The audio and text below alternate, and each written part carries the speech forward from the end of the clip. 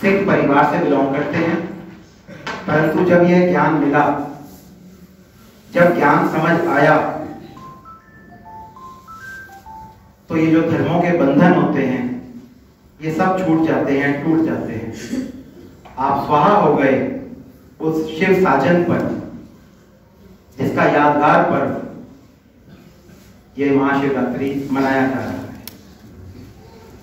कुछ भाई बहने बाद में जुड़े हैं हमारे बीच में, मैं देख रहा था जैसे जैसे आप आ रहे थे, तो मैं आपके लिए 2 लाइनें अवश्य मैं जैसे दोबारा देख रहा हूँ तो मेरे से रहा नहीं जा रहा है, मेरा मन कर रहा है कि मैं 2 लाइनें और दोबारा कहूँ, कह दूं? स्वागत। मैं ज्यादा खुश लग रहे हैं मुझे कुछ यहाँ मेरी बहनें।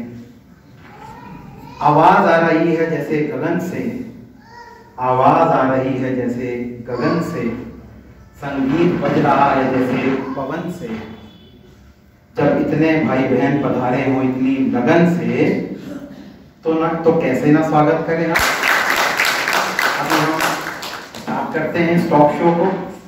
इसमें मैं आप सभी का रिप्रेजेंटेटिव प्रतिनिधित्व करते हुए दीदी जी से कुछ प्रश्न पूछूंगा। आ गया दीदी जी? और दीदी जी हमारे को उनके उत्तर देंगे, और उन प्रश्नों और उत्तरों में ये महाशिवरात्रि का जो पावन पर्व है, हम आशा नहीं अपितु मुझे ऐसा पूर्ण विश्वास है कि इसकी पूरी क्लैरिटी आप सभी बहनों को अवश्य मिलेगी। तो शुरू करें, हम शुरू करें इरशाद? ठीक है, शुरू करते हैं। तो दीदी पहला प्रश्न है मेरा कि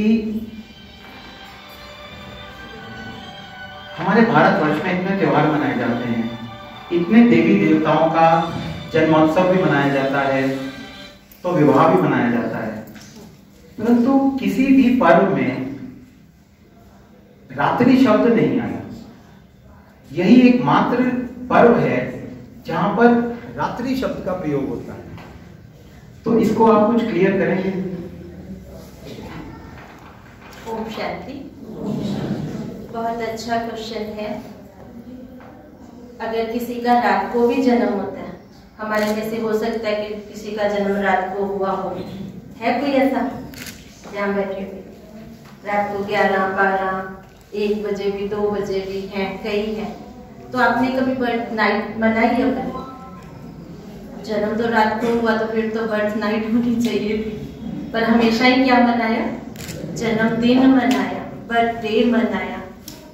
ऐसे तो श्री कृष्ण जी का भी जन्म रात को 12 बजे हुआ, पर उनकी भी क्या मनाते हैं? श्री कृष्ण जन्माष्टमी मनाई जाती है। तो एक शिव ही है जिनकी शिवरात्रि मनाई जाती है। तो ये जो रात्रि शब्द है, ये जो हमारी 24 घंटे वाले दिन और रात वाली रात्रि है, उस रात्रि को संबोधित नहीं करता। तो शिव पिता जब इस धरती पर आए, जैसे आपने संस्था के परिचय में सुना, 1936 में परमात्मा ज्योति बिंदु स्वरूप इस धरा पर आए। कहाँ आए वो भी फिर जब क्वेश्चन होगा तो उसका आंसर क्लियर करेंगे। गलत या पाप कर्म करना होता था तो हमेशा रात को करते थे, पर आज तो हम क्या देखेंगे? दिन में भी सब कुछ हो रहा है, तो दिन होते हुए भी जैसे रात है। अज्ञानता की काली घोर अंधियारी रात। तो परमात्मा पिता जब इस धरती पर आए तो वो रात्रि में आए, बना अज्ञानता का तम था, अंधकार था, रात्रि थी। तो इसलिए शिव के नाम के साथ रात्रि शब्द का यूज। क्लियर हुआ आप सभी को? कोई डाउट मन में हो भी? दीदी एक साथ में प्रश्न और उठता है कि कुछ भाई बहन ऐसे हैं हमारे समाज में जो शिव जयंती को, शिवरात्रि को जयंती के रूप में मनाते हैं कि शिव जी का जन्म, और साथ साथ कुछ ऐसे भी भाई बहन हैं जो ऐसा मानते हैं कि ये शिव जी का विवाह है पार्वती जी के साथ। तो अभी मैं तो सीरियसली कंफ्यूज हूँ कि है क्या ये, क्योंकि विवाह और जन्म, विवाह और जन्म साथ साथ ऐसा तो नहीं हो सकता। क्योंकि जन्म पहले होता है, फिर विवाह के लिए कुछ समय चाहिए, कुछ साल चाहिए। पर यहाँ इसको भी थोड़ा सा क्लैरिफाई कीजिए। बहुत अच्छा। अब रात्रि शब्द क्लियर हुआ। अब शिव जयंती, शिव परमात्मा इस धरा पर आते हैं, भारत भूमि पर आते हैं, परंतु उनका जो जन्म है हम मनुष्यों के सदृश नहीं होता है। माना वो सिंपल शब्दों में बोलूं, गर्भ से उनका जन्म नहीं होता है। तो इसके लिए गीता में लिखा हुआ है कि परमात्मा पिता ने कहा, मैं जब भी आऊंगा साधारण और बूढ़े तन में आऊंगा, कोटों में कोई और कोई में कोई है जो मुझे पहचान पाएगा। तो निराकार परमात्मा शिव ज्योति बिंदु 2 पर ज्योति, और जो जिस तन में वो आए वो तन आपके सामने है, साधारण और बूढ़ा तन। इनका एक्चुअल नाम दादा लेखराज। इनके तन में परमात्मा आए, पार ब्रह्म का रहने वाला। जिस तन में आया तो उस तन का नाम भी उन्होंने ब्रह्मा रख दिया। तो तब से लेकर के जैसे आज शिव जयंती हम लोग मना रहे हैं, जो आने वाली 18 तारीख को सब जगह मंदिरों में मनाई जाएगी, तो हम मना रहे हैं 87वीं त्रिमूर्ति शिव जयंती। मतलब ब्रह्मा तन में आए हुए उस परमात्मा के द्वारा ये जो कार्य हो रहा है उसको 87 वर्ष हो चुके हैं। 87 इयर्स हो चुके हैं। और दीदी अभी तक मैं समझता हूँ कितने भाई बहनों को पता है ये बात? तो परमात्मा 87 इयर्स हो चुके हैं। है यहाँ पर कोई? परमात्मा ने तो एक भी हाथ नहीं उठा दीदी। ये तो बड़ी आश्चर्य की बात है। गीता में कहा, मैं जब आऊंगा साधारण और बूढ़े तन में आऊंगा, कोटों में कोई और कोई में कोई। अब करोड़ों है, कितने हैं? 800 करोड़ है विश्व की, लगभग 800 करोड़ है। तो उनमें से सब थोड़ा ना पहचान पाएंगे, वो तो गीता के महावाक्य हैं। तो हम अगर श्री कृष्ण के रूप में आए तो छोटा बच्चा भी पहचान ले, भगवान जी आए हैं। पर गुप्त वेश में आऊंगा, साधारण और बूढ़े तन में आऊंगा, गुप्त वेश में आऊंगा, कोटों में कोई और कोई में कोई है जो मुझे पहचान पाएगा। तो हम ये कह सकते हैं कि जो आज आपने इन सभी भाई बहनों को यहाँ पर निमंत्रण दिया, उसका उद्देश्य यही था कि सबको संदेश मिल सके कि परमपिता परमात्मा इस सृष्टि पर अवतरित हो चुके हैं। तो इस बात के लिए हम सभी को ताली बजाएं। दूसरा इसी का पार्ट था क्वेश्चन का कि शिव की विवाह या शादी दिखाते हैं। तो ये तो हम सभी जानते हैं, कहते शिव की जब बारात निकली थी ना, तो पूरी दुनिया बाराती बनी थी। उस पूरी बारात में कौन था? अब शिव है तो पार्वती भी होगी या नहीं होगी? शादी हुई तो शिव पार ब्रह्म के रहने वाले, तो पार ब्रह्म परमेश्वर बोला। और पार्वती कोई और नहीं है, पार्वती माना पार ब्रह्म की रहने वाली बत्ती। अब बत्ती कहा गया, जैसे लाइट होती है ना, तो पंजाबी में बोलते हैं बत्ती चली गई, लाइट को बोलते हैं, लाइट नहीं बोलते, बत्ती बोलते हैं, बत्ती चली गई, बत्ती आ गई। तो पार ब्रह्म की रहने वाली बत्ती मतलब मैं आत्मा। तो 33 करोड़ देवी देवताएं थे उस बारात में, और बाकी तो आप सबको भी पता होगा। और कौन कौन थे? अंधे, लूले, लंगड़े, काने, भूत, प्रेत सब थे। परमात्मा की बारात में ये सब थे? हाँ जी, यही तो हम अपनी बारात में भी पसंद नहीं करेंगे। तो यही तो वंडर है ना। फिर तो क्लैरिफाई कीजिए दीदी। क्लैरिफाई करते।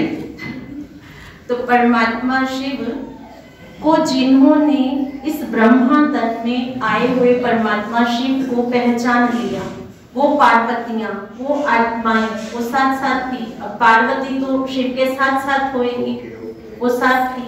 तो फिर परमात्मा शिव की ये एक सुंदर, बहुत सुंदर एक योजना है इस कलयुग को सतयुग में बदलने की। तो सतयुग आएगा, अभी बोला ना कलयुग रात है, तो रात के बाद दिन तो आएगा या नहीं आएगा? तो सतयुग दिन है, कलयुग रात है। तो 2 युगों में 33 करोड़ देवी देवताएं, तो वो भी यहाँ से ही साथ में जाते हैं। शिव आया है तो सबको 800 करोड़ है तो सबको लेके जाएंगे, तो 33 करोड़ देवी देवताएं भी होंगे। फिर उसके बाद इसीलिए दीदी एक शिव का नाम है महाकालेश्वर। जी कालों तो का काल, काल, काल तो एक दो को लेके जाता है, तो महाकाल महाकाल तो सबको लेकर सबको के लेकर ओके। सबको लेकर यानी के कि जो नाम भी है शिव परमात्मा का वो भी कर्तव्यवाचक नाम है, गुणवाचक नाम है। गुणवाचक उसका जो भी है, कर्तव्य तो है। जितने जितने भी आपने मंदिर देखे होंगे तो हर मंदिर का, जैसे बबूलनाथ, शिव का एक नाम बबूलनाथ है, तो बबूल कहा जाता है कांटे को, बबूल का पेड़ होता है। तो वो कांटे जैसे मनुष्यों को मना दुखदाई, जो दुख देने वाले हैं उनको भी फूल जैसा, फूल मना जो सबको खुशबू देता, फूल मना जो सुख देने वाले हैं, गुणों से भरपूर हैं, तो उनके कर्तव्य के ऊपर भी उनका नाम पड़ा। तो 33 करोड़ देवी देवताएं भी थे उसमें, और फिर और कौन थे, भूत प्रेत। अब यहाँ अपने भूतेश्वर मंदिर भी है, सहारनपुर में भूतेश्वर मंदिर है, मतलब भूतों को भगाने वाला। अब ये भूत कुछ और नहीं है, ये भूत हमारे अंदर के ही जो विकार हैं उनको कहा गया। तो परमात्मा शिव से जो अपना कनेक्शन जोड़ते हैं या मेडिटेशन करते हैं तो उनके अंदर के वो भूत भाग जाते हैं। तो वो भूत भी थे जिनके अंदर वो रह गए, तो वो उनको भी लेकर के जाएंगे, जिन्होंने निकाला वो आगे होंगे, और बाकी सारे फिर पीछे पीछे चले।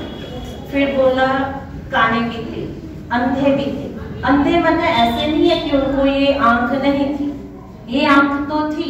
एक आंख आपने यहाँ देखी होगी, शंकर जी की और देवियों के यहाँ पर दिखाते हैं, मतलब उनको ज्ञान का नेत्र नहीं मिला, दिव्य चक्षु नहीं खुला था, परिचय तो मिला, परिचय मिला जैसे वर्तमान समय मिल रहा है ओके, है ना, परिचय उनको नहीं मिला, उनको नहीं मिला।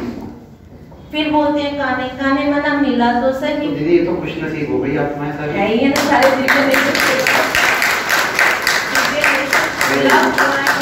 तो साथ में, तो सारे बराती बन करके साथ में जाते हैं।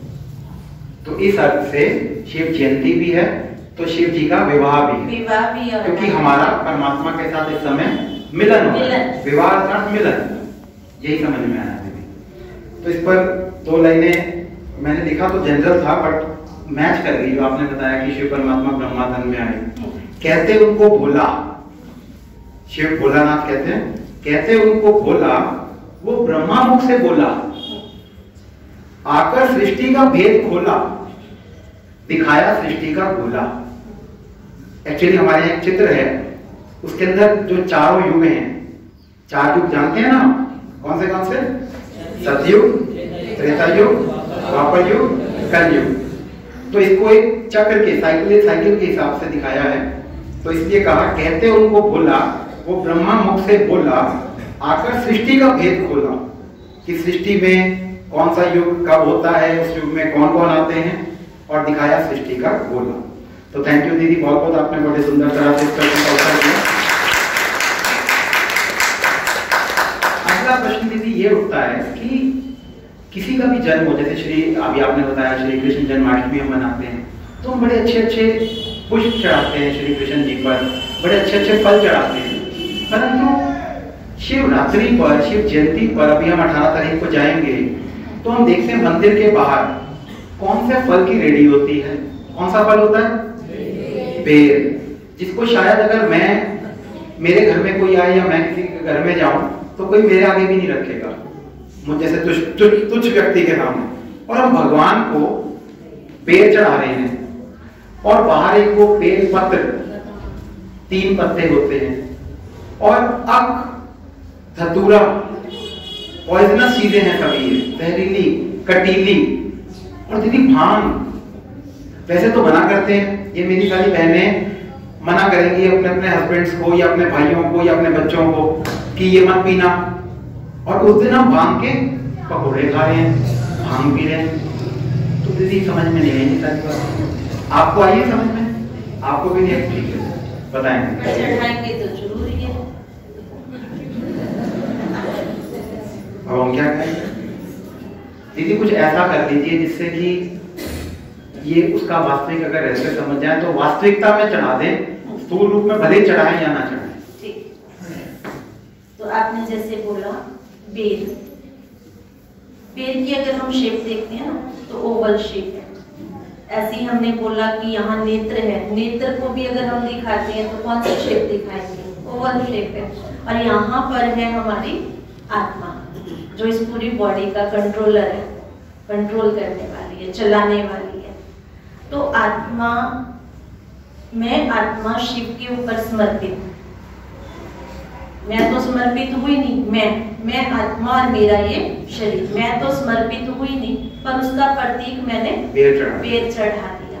और फिर दूसरा है पैर। परमात्मा शिव ने हमें बोला था आपके मन में अगर कोई ऐसी वैर विरोध वाली भावनाएं हैं, नफरत की, ईर्ष्या की, द्वेष की, कि बच्चे वो तू मेरे ऊपर अर्पित कर दे, वो चढ़ा दे कि आज से मैं किसी के लिए अपने मन में ऐसी भावनाएं नहीं रखूंगी, नहीं रखूंगा। वो हमने नहीं चढ़ाया, वो नहीं दिया, पर कुछ तो देना था ना, पेड़ चढ़ा दिया। फिर उसके बाद आपने बोला बेलपत्र, 3 पत्ते, मनसा वाचा कर्मणा, या फिर तन, मन और धन। कहते सब कुछ किसका दिया? परमात्मा का। सब कुछ किसका दिया? परमात्मा ने दिया। तन भी तेरा, मन भी तेरा और धन भी तेरा, तेरा तुझको अर्पण। ऐसे अभी तो कई बार मैं स्टूडेंट्स के साथ बात करता हूँ तो बच्चे आगे से बोलते हैं सर ये पहले थी कहावत कि तेरा तुझको अर्पण क्या लागे मेरा। मैंने कहा फिर अभी क्या है? कहते जो तेरा वो तो, जो मेरा वो मेरा, और जो तेरा वो भी मेरा। तो उल्टा कर दिया। तो ये घोर कलयुग आ गया कि जो तेरा, अभी तो परमात्मा को आना पड़ा। कलयुग घोर ना होता तो परमात्मा ना होता। ये भी अच्छा है ना, ये भी तभी परमात्मा आएंगे ना जब घोर कलयुग होगा। तो हम सोचें, जब हमने बोला तन तेरा, तो क्या हमने कभी तन से भगवान के घर में जाकर के सेवा की? आज शायद जो शारीरिक कष्ट है, भोगना है, वो भी खत्म हो सकती है अगर इस तन को हम ईश्वरीय कार्य में, ईश्वरीय सेवा में लगा देते हैं। आप करके देखो प्रैक्टिकल में। ऐसा नहीं है कि सिर्फ बोलने की बात है, आप प्रैक्टिकल में किसी भी मंदिर में, गुरुद्वारे में जाकर के, जहां भी आप जिसको भी मानते हैं, तन से कुछ सेवा करेंगे तो सच में निश्चित तौर पे आपका तन निरोगी बन जाएगा। फिर मन से जब भी हमने कभी मांगा तो किसके लिए मांगा? किसके लिए? अपने लिए मांगा। या माताएं तो बोलेंगी हमने तो अपने लिए भी नहीं, हमने तो हमेशा अपने बच्चों के लिए, अपने परिवार के लिए मांगा। तो इस पे मुझे एक छोटी सी कहानी भी याद आती है। शिव तो भोलेनाथ है, कोई भी उनकी भक्ति करते हैं तो बड़ी जल्दी शिव प्रसन्न हो जाते हैं। तो ऐसी किसी ने भक्ति की तो शिव प्रसन्न हुए तो प्रकट हुए और वरदान दे दिया कि आपकी भक्ति से मैं प्रसन्न हूँ, आप जो भी मांगना, 3 वरदान मांगना मेरे से, पर बस ये है कि जो आप मांगोगे आपके पड़ोसियों को डबल मिलेगा। तो वरदान कह के वो तो चले गए अपना। अब बड़े खुश, बड़ा प्रसन्न, वो मेरी भक्ति का मुझे फल मिल गया, भगवान के दर्शन भी हो गए और साथ साथ 3 वरदान भी। तो सबसे पहले तो क्या मांगा कि मेरा 2 बंगले हो, एक यहाँ सहारनपुर में, दूसरा नोएडा में, बहुत बड़ा हो। अब 2 बंगले, वरदान था ना तो एकदम से झट से तैयार। अब 2 मेरे, वरदान में था पड़ोसी को तो डबल मिलना है, तो उसके 4 बंगले हो गए। कोई बात नहीं, फिर क्या हो गया? ये तो फिर क्या हो गया? हाँ तो कोई नहीं, इनसे पूछते हैं भाई, फिर हंस रहे हैं सभी, आपका 1 मेरे 2 चलेगा? यहाँ चल गया, यहाँ चल गया, चलिए अच्छी बात। फिर दूसरा वरदान था गाड़ी भी बढ़िया वाली चाहिए। सबसे बढ़िया मुझे नहीं पता मॉडल कौन सा आजकल, उस टाइम तो दूसरा तो 2 गाड़ियां, अब पड़ोसी के 4। अब लगा थोड़ा सा झटका, हे भगवान मेरी एक काम छोड़ दे। ये ठीक, 2 काम छोड़ दे तो 3, दोनों छोड़ दे। वरदान थे ना 3 पूरे हो गए। तो मन से जब भी मांगा, अपने लिए मांगा, कभी पूरे विश्व का भला हो, सबके बच्चे अच्छे से पढ़े, सब टॉप करें, सबका बिजनेस खूब चले, सब निरोगी बने, तो वो तो किया नहीं है। तीसरा धन भी तेरा, 3 पत्ते ना, तन मन धन भी तेरा। अब जब हम कभी तीर्थ यात्राओं पर जाते हैं या मंदिरों में जाते हैं और पूरा परिवार साथ में है, तो बोलते हैं खुले पैसे ले लो, वहाँ हर जगह पैसा चढ़ाना पड़ेगा। अब दिया हुआ किसका? उसी का। और जब उसी को देने की बारी आई तो आज भी आप मंदिर में जाएंगे तो पर्स खोल लेंगे, देखेंगे सबसे। इसीलिए दीदी लॉकडाउन के टाइम पर जब डिमोनेटाइजेशन हुआ तो जो मंदिर थे वहां पर सारे पुराने 500 के नोट के ढेर लग गए, क्योंकि वो तो नोट बंद हो गए ना, नोटबंदी हुई थी, तो सबने आके वहां पर चढ़ा दिया। मुझे भी याद आया बॉम्बे वगैरह के बड़े मंदिरों में करोड़ों रुपए इकट्ठा हो गया, लेकिन कौन से नोट थे वो? जो चल नहीं रहे थे, अभी बंद हो गए थे वो। तो ऐसी कंडीशन आज वर्तमान समय मनुष्य की है। 3 पत्ते तन मन और धन समर्पित करते हैं। हाँ, उसका मन वचन और कर्म से मैं आत्मा आपके ऊपर समर्पित। अब वो तो किया नहीं है, पर वो बेपत्ती चढ़ा। बाकी आई भांग की बात। भांग तो नशा है ना, भांग तो रोकेंगे। तो नशा तो चढ़ाना था, इसके लिए गुरु नानक देव जी ने बहुत अच्छा बोला, नाम कुमारी नानका चढ़े रहे दिन रात। नाम का सिमरन, तेरी याद का सिमरन, ऐसा नशा जो मुझे दिन रात चढ़ा रहे, कभी भी उतरे ना। उसके नाम का नशा तो चढ़ाया नहीं, उल्टा वो भांग का नशा दूसरा और पकौड़े खाए और किया जो कुछ किया। आपके फूल ये भी था। अब कड़वा होता है। आज शिव जी का जन्मदिन है, वैसे मंदिर में जाएंगे तो कभी अख के फूल नहीं लेकर के जाएंगे, पर आज तो ढूंढेंगे कड़वाहट। क्या हमारे मन में जो कड़वाहट भरी हुई है किसी के लिए, किसी के भी लिए, किसी भी कारण से उसने मुझे ऐसा कहा, ऐसा बोला, वो बात तो मैं जीवन भर भी भुला नहीं पाऊंगी। या फिर किसी शादी पे वो मिलते हैं, किसी दिन त्योहार पे वो मिलते हैं, तो आज से 5 साल 10 साल पहले जो बातें कही हुई होती है वो आज भी याद होती है। तो वो चढ़ाने की बात थी कि अपनी वो अंदर की कड़वाहट को शिव के ऊपर चढ़ाना था। तो वो कड़वाहट तो खत्म की नहीं, पर अख के फूल चढ़ा दिए वहां पर। ठीक, बहुत अच्छे से आपने दीदी बताया कि इन सबका क्या राज है जो ये हम चीजें चढ़ाते हैं। दीदी एक प्रश्न और उठता है जो मैं समझता हूँ बहुत सारे भाई बहनों के मन में भी होगा कि क्या शिव और शंकर एक हैं? अब ये प्रश्न मेरे मन में क्यों उठा कि हमने कभी शिवरात्रि, जैसे ये लिखा हुआ है हर जगह पर या कैलेंडर्स में भी, तो शिवरात्रि होता है, कभी शंकर रात्रि नहीं आया। शायद आपके किसी के घर के कैलेंडर में टीना मैम नहीं, कभी हमेशा ही शिवरात्रि, शंकर रात्रि नहीं आया।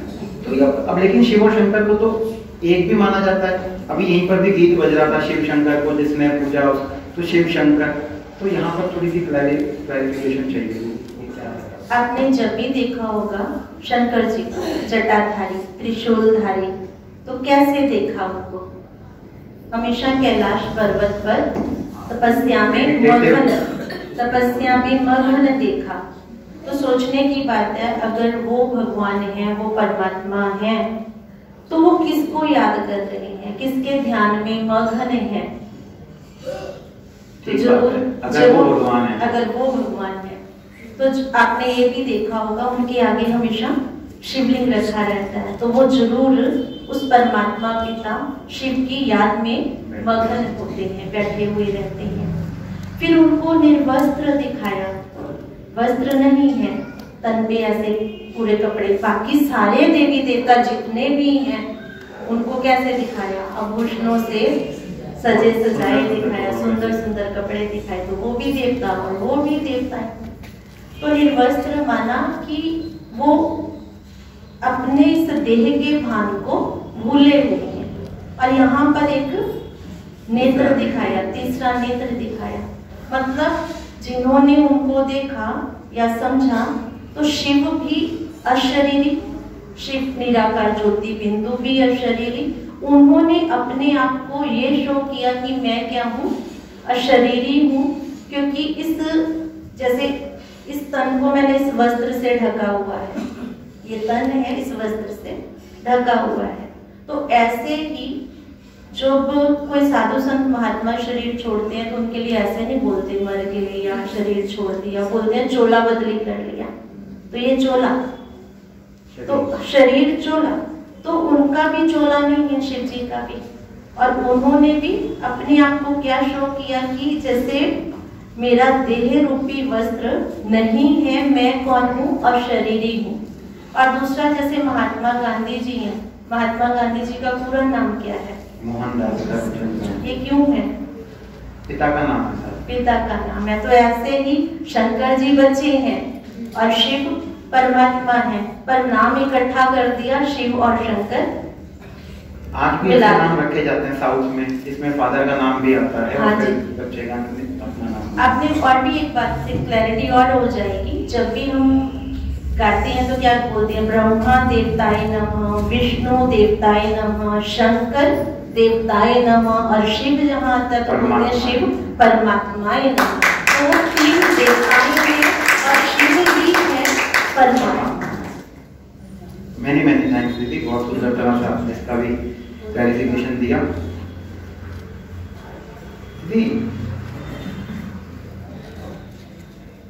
शिवलिंग पर मतलब ऑब्जर्वेशन है हमारी, हम देखते हैं जब ये कि शिवलिंग के ऊपर एक लोटी है छोटी सी, और उसमें से बूंद बूंद करके पानी शिवलिंग के ऊपर गिर रहा है। तो इकट्ठा ही डाल देते हैं, कुछ हैंडपंप के नीचे रख देते, बूंद बूंद करके। इसका क्या था? शिव पिता परमात्मा ज्ञान के सागर है, ज्ञान के सागर है। तो बूंद बूंद का ज्ञान माना कि उनसे जो ज्ञान का सागर है, उनसे हम ज्ञान जो धारण करते हैं वो शिव का ज्ञान जैसे समर्पित बुद्धि होकर के उन्हीं को अर्पित जैसे कर देते हैं। यानी जो शिव से ज्ञान मिला हुआ है हमें, ठीक, लोटी की शेप भी हमारे बुद्धि जैसी होगी, बर्तन है ना, बर्तन है, और वो तेरा तुझको अर्पण, क्या लागे मेरा। तो जो मिला ज्ञान वो भी परमात्मा का ही ज्ञान है, और वो सब तेरा ही दिया हुआ है, और तेरा तुझको अर्पण, इसलिए बूंद बूंद करके।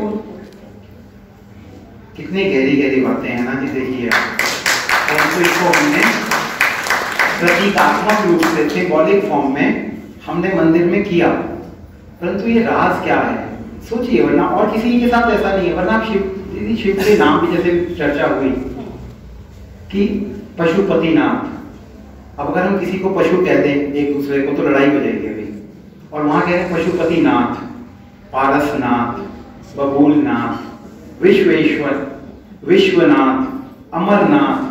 तो ये सारे नाम में भी अगर देखें दीदी, ये भी आपसे चर्चा करते करते मेरे को थॉट्स आ रहे हैं कि सभी नाम या तो लास्ट में नाथ आ रहा है या फिर लास्ट में ईश्वर आ रहा है। तो इसका अर्थ क्या होगा, क्या कहेंगे दीदी? यहाँ जितने पिता बैठे हुए हैं, बहुत सारे जितने भी हैं, ये पिता, बहुत सारे पिता होंगे, किसी किसी के।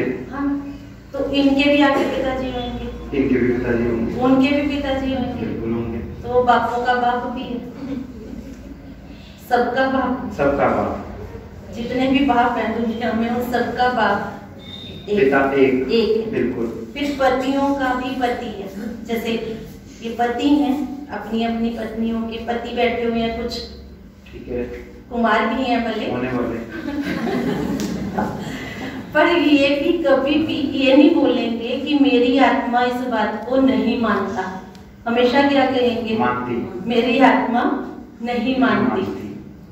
तो फिर वो पतियों का भी पति भी है।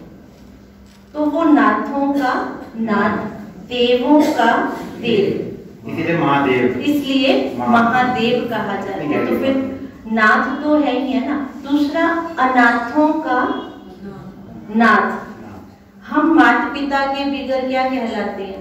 अनाथ। पर जब तक हमें उनकी पहचान नहीं है, जब पहचान मिल जाती है तो फिर क्या बन जाते हैं हम? सनाथ। सनात बन जाते हैं, तो वो हम सबका नाथ है। दूसरा ईश्वर, बाकी जो है हम आत्माएं हैं सारी, तो आत्माएं एक आत्मा नहीं बोलते, आत्माएं, पाप आत्माएं, पुण्य आत्माएं, धर्म आत्माएं, देव आत्माएं, परमात्माएं शब्द आपने कभी भी नहीं सुना होगा। परमात्मा शब्द ही शो करता है कि परमात्मा भगवान एक है, तो इसलिए वो ईश्वर है और नाथ है। Thank you. शिवलिंग के साथ हमने बहुत सारी ना पिंडियां देखी हैं, छोटी छोटी सी जी, छोटी छोटी सी। शिवलिंग बड़े, पिंडियां छोटी छोटी, वो पिंडियां क्या दर्शाती हैं? शिवलिंग बड़ा, वो पहले ही शो कर दिया, अभी वो पिता है, और जो शालिग्राम है वो आत्माएं। शिव के साथ साथ उन शालिग्रामों की भी पूजा होती है, तो वो आत्माएं, वो शालिग्राम, वो जीव आत्माएं जब इस टाइम परमात्मा शिव के साथ जो उसके कार्य में सहयोगी बनती है, मददगार बनती है, सतयुगी दुनिया स्थापन करने में तन मन धन से उसके साथ रहती हैं, सहयोग देती हैं, वो उनका प्रतीक है। शिव के साथ उन शालिग्रामों की भी पूजा होती है। आत्माओं का, आत्माएं, शिव परमात्मा हुए, शिव परमात्मा और शालिग्राम, वो ये सब आत्माएं जो शिव के कार्य में सहयोगी हैं, मंदिरों में बनती हैं। आपका ही रूप, आत्मिक रूप, बॉडी के साथ में, विदाउट बॉडी, उन्हीं की हम पूजा भी करते हैं। परंतु वो उनमें कुछ डिफरेंस होगा स्पेशल, जो परमात्मा के साथ रहती है। अंतर तो आएगा ना, जैसे माला भी होती है तो 8 की, 108 की, 16,108, तो वो आत्माएं परमात्मा के साथ रहने वाली सहयोगी, सहयोगी, सहयोगी, सहयोगी, ठीक, उसके कार्य में सहयोगी। वर्तमान समय में जो शिव पिता के कार्य में सहयोगी है, वो शालिग्राम, उन्हीं का फिर परमात्मा के साथ में पूजन भी होता है और गायन भी होता है। सहयोगी कैसे, वो सहयोगी कैसे होती है? अभी जैसे हमने बोला, तन मन धन सब ईश्वरीय कार्य में लगा करके उसकी बेलपत्री रोज चढ़ती है, इस तरह तन भी लगता है, मन भी लगता है और धन भी सहयोगी बनता है। इस तरह से सहयोगी। दीदी, शिवलिंग के ऊपर 3 लाइनें भी एक्ट में भी लास्ट में था, वो 3 रेखाओं के बीच में 3 रेखाएं व्हाइट होती हैं और बीच में बिंदु है। तो बिंदु तो भी समझ में आया कि बिंदु तो हो गया शिव परमात्मा, परंतु फिर वो लिंग भी क्यों है पूरा, और वो 3 रेखाओं का भी राज समझाइए। मान लीजिए मंदिर है और मैंने यहाँ पे शिवलिंग की बिंदी प्रतिमा के रूप में यहाँ बिंदी रख दी, बिंदी स्थापित कर दी, तो एक मंदिर का भी मुझे एकदम से याद आया। जब भी शिव का मंदिर बनता है तो उसमें 4 दीवारी बन जाती है, पर छत नहीं बनाते। पहले शिवलिंग की स्थापना होती है, शिवलिंग स्थापित किए जाते हैं, प्रतिमा रखी जाती है, फिर छत बनती है, क्योंकि वो परमात्मा पिता जो है वो डायरेक्ट आते हैं। तो इससे मेरे को भी कुछ याद आया, बागेश्वर मंदिर हमारे सहारनपुर में ही है, विजय टॉकीज के सामने। हाँ। तो वहाँ पर आज से लगभग 20-25 वर्ष पूर्व उन्होंने एक नया स्थान बनाया था वहाँ पर, और वहाँ पर नया शिवलिंग की स्थापित करना था। तो वहाँ पर उन्होंने हमें तब बताई थी ये वाली बात कि शिवलिंग को ऊपर से ला करके, मतलब शिवलिंग को ऐसे दरवाजे से नहीं लेकर के आएंगे, अभी तो ऊपर से। तो ये भी एक बड़ा एक साइंटिफिक उसके पीछे बात है कि परमात्मा क्या ऐसे नहीं आता, और क्या ऐसे। बाकी जो दूसरे मंदिर बनते हैं, राधे कृष्ण जी के, श्री रामचंद्र सीता जी के, या हनुमान, कोई भी दुनिया का मंदिर है, वो मंदिर तैयार होगा, छत बनेगी, पूरा मंदिर सजा होगा, और जो मूर्ति स्थापित करनी है पूरे शहर में परिक्रमा होगी, और फिर दरवाजे से, गेट से उनकी एंट्री होगी, और फिर वो मूर्तियां वहां पर स्थापित की जाती है। तो ये इस बात का प्रतीक है, ये दर्शाती हैं कि वो माता द्वारा गर्भ धारण करके या जन्म ले करके उनका जन्म हुआ है, पर शिव जो है वो अपने आप आते हैं, इसलिए शिव का एक नाम स्वयंभू भी है, अपना रचयिता। शंभू, शिव शंभू अपना रचयिता आपे, वो सारी दुनिया का माता पिता है, पर उनका कोई माता पिता नहीं है।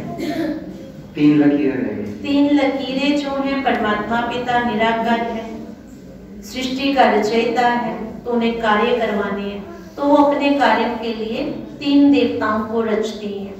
जैसे इंग्लिश में गॉड बोलते हैं, जी फॉर जनरेटर, तो वो ब्रह्मा द्वारा नई सतयुगी पावन श्रेष्ठाचारी दुनिया की स्थापना करवाते हैं। और जब नई दुनिया की स्थापना होती है और फिर इधर पुरानी दुनिया है जो पतित कलयुगी भ्रष्टाचारी, उस दुनिया का विनाश शंकर जी द्वारा करवाते हैं। इसलिए बोलते हैं शंकर जी की तीसरी आंख खुली तो विनाश हो जाएगा। तो उनको कभी बैठे तपस्या में मगन भी दिखाते हैं, कभी खड़े भी दिखाते हैं और कभी तांडव करते भी दिखाते हैं। तो वो जो तांडव है उनका वो विनाश का प्रतीक है।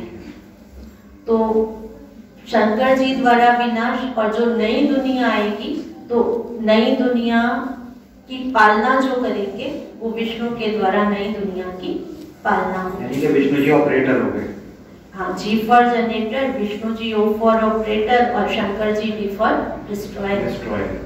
तो विनाश है। परमात्मा शिव है निराकार, पर कार्य तो करवाना है ना, तो खुद नहीं करते, तो उनका एक नाम करण करावन हार है, तो वो करवाते हैं इन तीनों देवताओं के द्वारा। ये तीनों देवताएं हैं, ब्रह्मा देवताए नमः, विष्णु देवताए नमः, शंकर देवताए नमः और शिव परमात्माए नमः। परमात्मा एक, शिव परमात्मा। परमात्मा एक, देवताएं 3, बाकी सब हैं मनुष्य। जो दैवी गुणों वाले हैं वो देवता और बाकी फिर अलग अलग कैटेगरी। जी टीका पूछ रहे हैं, टीका जो लगाते हैं 3 लाइनों के बीच में, 3 लाइनों के बीच में एक लाल रंग की बिंदी है, वो बिंदी ही परमात्मा शिव का रूप है। जैसे तो इतना बड़ा शिवलिंग जो हम अंदर आए, यहाँ पे भी है, हम लोग गेट से अंदर एंट्री की तो शिवलिंग इतना बड़ा एक्चुअल में नहीं है, पर वो पूजा कैसे करेंगे, उनकी फूल बेल पत्र ये सब अकदुतुरा कैसे चढ़ाएंगे।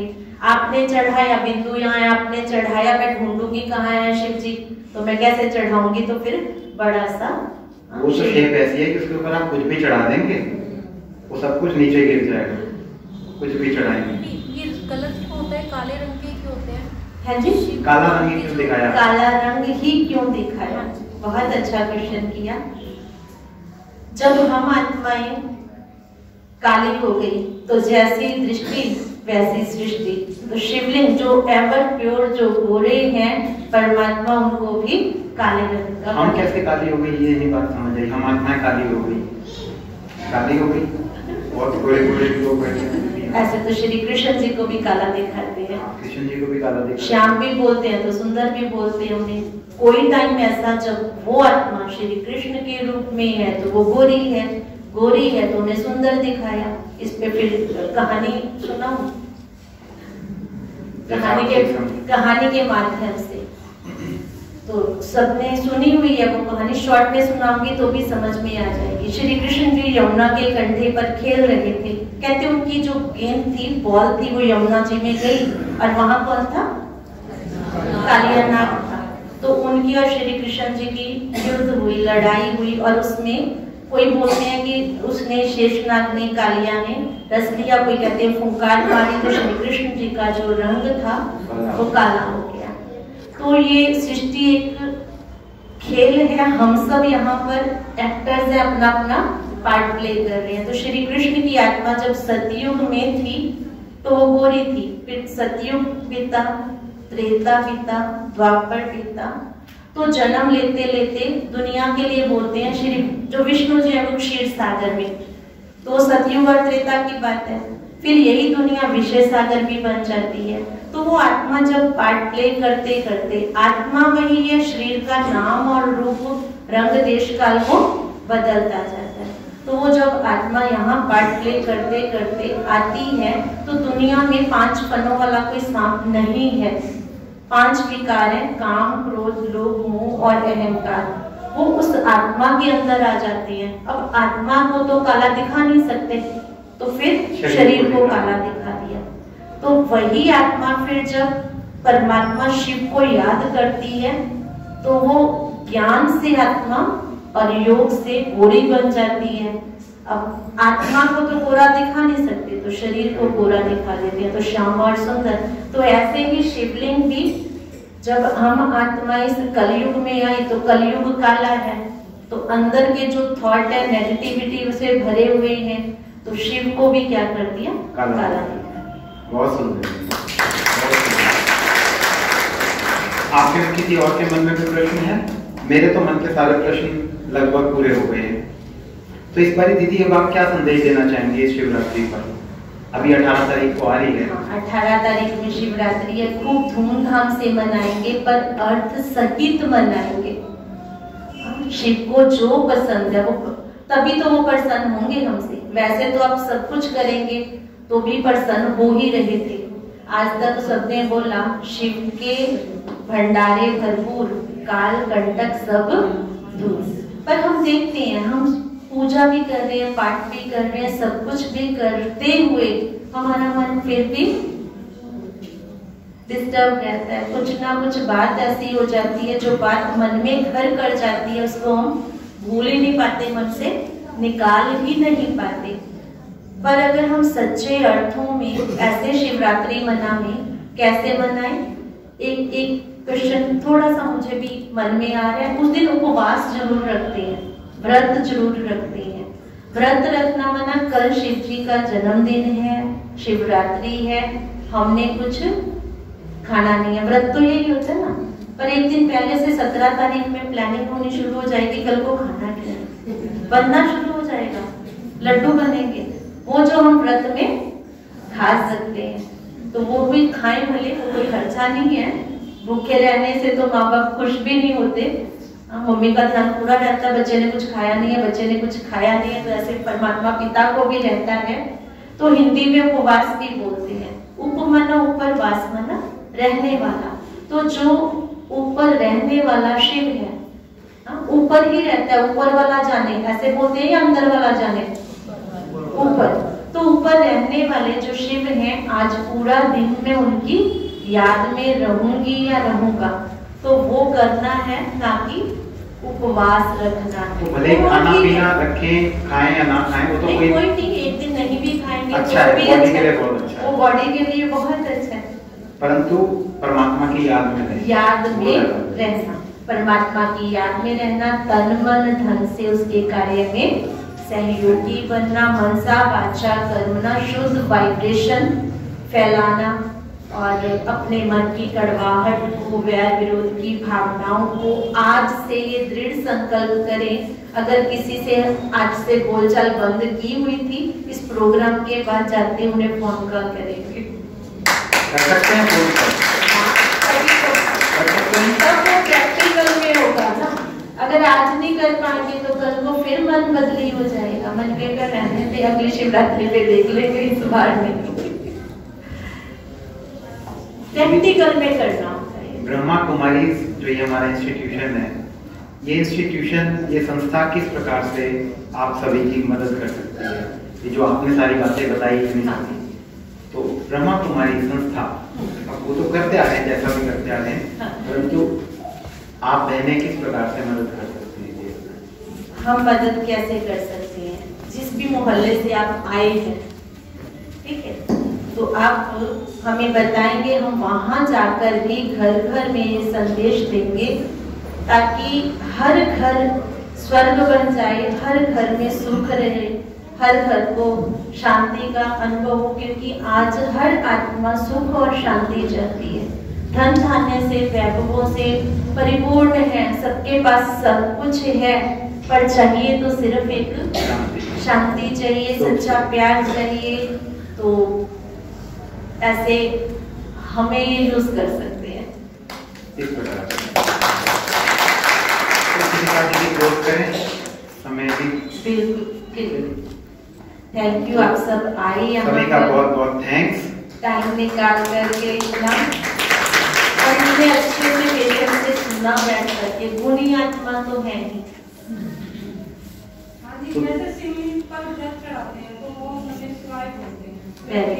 बहुत अच्छा। हमें हर चीज का ना अर्थ समझना होगा। ओम माना, ओम के वैसे 100 शब्द 100 अर्थ है, उनमें से एक अर्थ भगवान के लिए भी लेते हैं, पर यहाँ ओम नमो शिवाय आपने एक पर्टिकुलर शब्द बोला है। ओम माना मैं कौन हूँ? आत्मा, मैं आत्मा। शिवाय माना शिव को, नमः माना नमस्कार करती हूँ, मैं आत्मा शिव को नमस्कार करती हूँ। अब एक छोटी सी बात सोचने की है, मैं 100 बार ये बोलूँ ओम नमः शिवाय, ओम नमः शिवाय, ओम नमः शिवाय, तो जैसे मैं अपने पापा से या मम्मी से बोल रही हूँ, पापा नमस्ते, मम्मी नमस्ते, पापा नमस्ते, मम्मी नमस्ते, तो मम्मी पापा कहेंगे बच्चे और बात तो कर ले कोई, है ना? तो और बात, यहाँ ब्रह्मा कुमारी में परमात्मा से बातें करना ही सिखाया जाता है, ताकि हमारा, जैसे हमने अभी देखो 1 घंटा हो गया हमें बात करते हुए, बात करते हमारा जो मन है भटकता नहीं है। आप सच में अगर अपने मन पे हाथ रख के ये बताएं, या बताना नहीं, आप सोचें कि जितना टाइम आप परमात्मा को याद करते हैं, पूजा करते हैं, जोत जलाते हैं, या गीता पढ़ते हैं, रामायण, कोई भी ग्रंथ पढ़ते हैं, जितनी देर आप वहां पे बैठे होते हैं, क्या आपका मन सच में उसी में लगा हुआ होता है? लगा होता है जी? सारे भूले हुए काम भी उसी समय याद आते हैं, पर जब हम किसी से फोन पे या वैसे बातचीत कर रहे होते हैं तब सारे काम भूल जाते हैं। तो फिर उसी के पास अटेंशन होता है। तो मेडिटेशन क्या है? मेडिटेशन आत्मा का परमात्मा से बातें करना है। मैं आत्मा बात कर रही हूँ परमात्मा से, फिर वो रिस्पॉन्स भी आता है। आप सीखेंगे तो उसके लिए ब्रह्मा कुमारी आपको हार्दिक निमंत्रण देती है। आप यहाँ भी आएंगे, जिस टाइम आपको लगता है कि हम फ्री हैं, आधा घंटा निकाल कर आएंगे, तो पूरा ये 7 days कोर्स है, उसका आध्यात्मिक रहस्य है। एक एक आत्मा परमात्मा, ये सृष्टि चक्र, जो हमने श्याम और सुंदर की कहानी सुनाई ना, ये पूरी कहानी नहीं है, ये अधूरी कहानी है। श्री कृष्ण के 84 जन्मों की कहानी, अपने ही 84 जन्मों की कहानी। और फिर घर में रहते हुए, अपने घर बार संभालते हुए, धंधाधोरी करते हुए और बच्चों की परवरिश पालना करते हुए हम कैसे उस परमात्मा पिता को याद करें, ताकि हमारे जो पापों का बोझा है वो सिर से उतर सके। तो राजयोगा मेडिटेशन ये सेंटर, ब्रह्मा कुमारी सेंटर, आपको खुले दिल से निमंत्रण देता है। और ये कोर्स जो होता है ये फ्री ऑफ कॉस्ट होता है, सिर्फ और सिर्फ आपका आधा घंटा है जो आप यहाँ पर आएंगे, तो वही समझो फीस है। एक आना कह सकते हैं, आना, एक आना, पहले चला करता था ना आना। दीदी अगर मैं इसको सबको, जो भी अभी आपने सारी बातें बताई कि कैसे शिव परमात्मा ब्रह्मा के तन में आते हैं और आगे आगे, तो इस पर 4 लाइन हैं। जिनकी कर रहे थे कई जन्मों से खोज, जिनकी कर रहे थे कई जन्मों से खोज, जिनके मंदिर में हमारे पांव पड़ते थे रोज, वो आ गया है लेने सभी जन्मों का बोझ। अब इस भोलानाथ से मिलन मनाओ रोज, अब इस भोलानाथ से मिलन मनाओ रोज। तो हम तो यही कहेंगे कि ये वो समय चल रहा है, हमारी तो रोज ही शिवरात्रि है, रोज शिवरात्रि, रोज ही आत्मा का परमात्मा के साथ मिलन। तो रोज शिवरात्रि है, रोज शिव जयंती है, रोज उसके साथ हमारा विवाह है, संगम है ना ये। तो दीदी मैंने आपका भी थैंक्स, और आप सभी का भी बहुत बहुत थैंक्स। रवि भाई साहब हमारे मध्य बैठे हैं, मैडम हमारे मध्य बैठी हैं, और सभी का एक एक का नाम लेकर के भी लिया तो नहीं जा सकता ना सभी का नाम, तो सभी का बहुत बहुत थैंक्स आप हमारे एक इनविटेशन पर। और अब तो देखिए ना इनविटेशन का भी जो रूप है वो बदल गया, व्हाट्सएप या फोन, परंतु देखिए आप सभी कैसे। तो बहुत बहुत आप सभी का बंदे हाथों के साथ शुक्रिया। अभी आप सभी प्रसाद जरूर स्वीकार करके जाएंगे, जो प्रसाद है वो स्वीकार करके जाएंगे। Thank you. ओम शांति। और अगर आपके मन में और भी कोई क्वेश्चंस हैं तो उसके लिए आप टाइम निकालिएगा, या फिर जो भी माध्यम से, जैसे जिन्होंने भी आपको बुलाया है उनसे भी आप संपर्क करें। हाँ, उनसे भी संपर्क कर सकते हैं। और अगर कोर्स के इच्छुक हैं तो नीचे जहाँ पे आपका रजिस्ट्रेशन हुआ था तो वहीं पे आप अपना नाम लिखवा के भी जा सकते हैं। Thank you. ओम शांति।